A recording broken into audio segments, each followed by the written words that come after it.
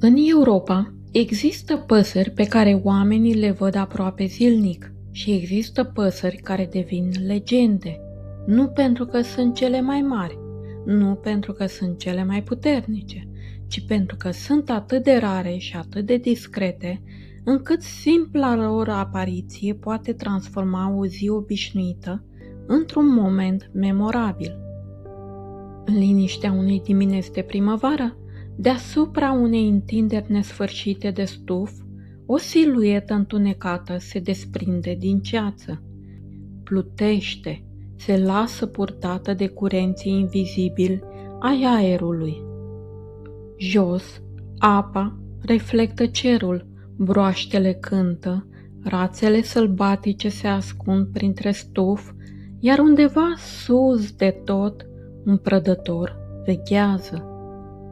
Acvila țipătoare mare, una dintre cele mai rare păsări răpitoare ale Europei, o specie care a supraviețuit schimbărilor climatice și transformărilor, dar care astăzi se confruntă cu o provocare mai mare decât oricare alta din istoria sa, dispariția lumii de care depinde. Viața acestei acvile este legată de mlaștini, păduri inundabile și lungi sălbatice, habitate pe care oamenii le-au transformat masiv în ultimul secol. Iar odată cu dispariția acestor locuri, dispare și pasărea care le stăpânește. În România, observarea unei acvile țipătoare mari este întotdeauna un eveniment. Specia este extrem de rară. Cele mai multe observații provin din timpul migrației și al iernii. Deși există indicii privind posibila cuibărire, dovezile actuale nu sunt suficiente pentru a confirma existența unei populații reproducătoare stabile. Poate tocmai de aceea această pasăre continuă să fascineze. Fiecare apariție pare o întâlnire cu o fantomă a naturii europene. La prima vedere, acvila țipătoare mare nu impresionează prin culori spectaculoase. Frumusețea sa este una discretă. Un adult poate atinge aproape 70 de centimetri lungime, iar anvergura aripilor depășește adesea 1,80 m. Penajul este brun foarte închis, iar de la distanță pasărea poate părea aproape neagră. Doar lumina potrivită dezvăluie nuanțe cafenii și reflexe aurii. Masculul și femela seamănă foarte mult, însă femela este de regulă mai mare și mai grea. Juvenilii sunt diferiți. Pe aripi și pe spate apar pete deschise, care îi ajută pe ornitologi să le estimeze vârsta. Dar poate cea mai interesantă caracteristică a speciei nu ține de aspectul său, ci de evoluția sa. În zone unde arealul său se suprapune cu cel al acvilei țipătoare mici, cele două specii se pot împerechea. Rezultatul? Hibrizi fertili, un fenomen rar în lumea păsărilor răpitoare și un subiect care continuă să fascineze cercetătorii. Dacă am putea privi lumea prin ochii unei acvile țipătoare mari, am observat că ea caută exact locurile pe care oamenii le evită. Mlaștini, păduri umede, lungi inundabile, zone unde apa și uscatul se întâlnesc într-un echilibru fragil.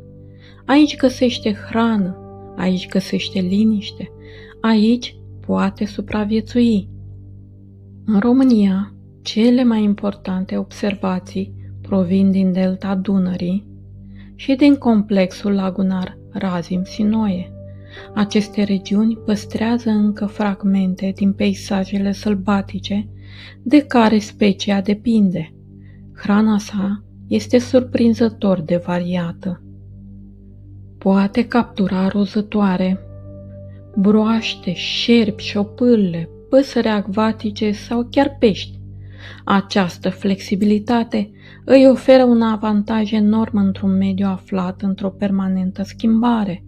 Uneori vânează din zbor, plutind la joasă înălțime deasupra stufului.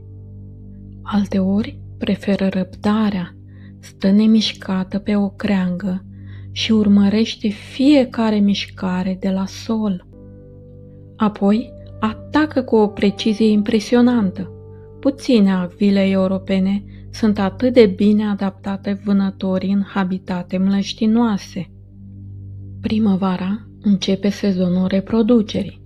Perechile ocupă teritorii vaste și execută zboruri spectaculoase deasupra acestora. Cuibul este construit în arbori mari, de obicei aproape de apă. Poate fi folosit și reparat an la rând. Femela depune cel mai adesea 1 sau 2 ouă. După aproximativ 6 săptămâni apar puii, fragili, acoperiți de puf alb, complet dependenți de părinți. În natură, însă, nu există garanții. La această specie poate apărea cainismul. Dacă hrana este insuficientă, puiul mai puternic îl domină pe cel mai slab. Uneori, doar unul dintre ei ajunge la maturitate. Poate părea crud, dar este una dintre strategiile prin care specia își maximizează șansele de supraviețuire.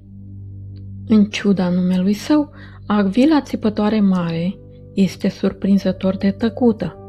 Un observator poate petrece zile întregi fără să audă vreun sunet. Totuși, în apropierea cuibului, păsările emit strigăte ascuțite și pătrunzătoare. Aceste vocalizări servesc la apărarea teritoriului și la comunicarea dintre parteneri. Puii răspund cu propriile lor chemări insistente atunci când cer hrană. În restul timpului, pasărea rămâne aproape invizibilă, o umbră tăcută deasupra apelor. Toamna începe cu o nouă provocare, migrația. Mii de kilometri îi separă pe mulți indivizi de locurile unde vor petrece iarna. Unele exemplare traversează Europa de Est, altele trec prin Bosfor și continuă spre Orientul Mijlociu. Unele ajung până în Africa. Pe drum întâlnesc furtuni, lipsa hranei, linii electrice și alte pericole create de oameni. Cu toate acestea, instinctul le conduce cu o precizie uimitoare. Păsări monitorizate prin GPS au demonstrat capacitatea speciei de a traversa continente întregi și de a reveni în aceleași regiuni an după an. La maturitate, acvila țipătoare mare are puțini dușmani naturali. Ouăle și puii sunt însă vulnerabili. Corbii și ciorile pot profita de momentele în care cuibul rămâne nesupravegheat. Furtunile puternice pot distruge cuiburile. Ploile reci și prelungite pot reduce succesul reproducerii. Dar cel mai mare pericol nu vine din natură, vine de la oameni. Drenarea mlaștinilor, tăierea pădurilor inundabile, fragmentarea habitatelor, reducerea surselor de hrană, toate acestea au contribuit la declinul speciei în multe regiuni europene. Iar aici se ascunde poate cea mai importantă curiozitate despre această pasăre. Acvila țipătoare mare este considerată un indicator al sănătății ecosistemelor umede. Atunci când ea dispare, de multe ori întregul habitat este în declin, iar atunci când supraviețuiește, înseamnă că natura încă funcționează. Când ultimele raze ale soarelui ating stufăriile și umbrele serii se întind peste ape, silueta întunecată a acvilei continuă să plutească deasupra lumii sale, o lume de mlaștini, de păduri inundabile, de ape sălbatice. Puține păsări simbolizează atât de bine fragilitatea naturii europene, iar cât timp această fantomă a mlaștinilor va continua să străbată cerul în liniște, o parte din acea lume va supraviețui alături de ea.